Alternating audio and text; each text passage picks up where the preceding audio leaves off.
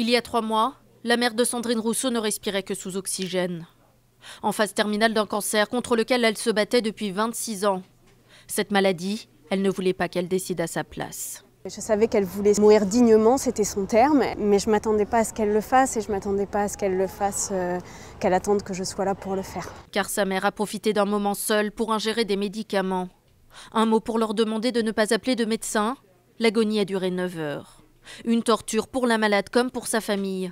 Alors aujourd'hui, cet élu écologiste témoigne pour faire évoluer la loi. C'est les médicaments créés par les hommes qui l'ont tenue en vie 26 ans. Pourquoi ne pas utiliser ces médicaments pour qu'elle parte quand elle l'a souhaité, dignement, fièrement, quoi. Le suicide assisté est déjà autorisé en Suisse et en Belgique. Mais d'après l'auteur de la loi qui encadre la fin de vie en France, ces exemples ne sont pas forcément à suivre. L'exemple suisse, il est simple. Vous avez 30% des gens qui bénéficient, entre guillemets, de suicide assisté et qui n'ont pas de pathologie grave et incurable.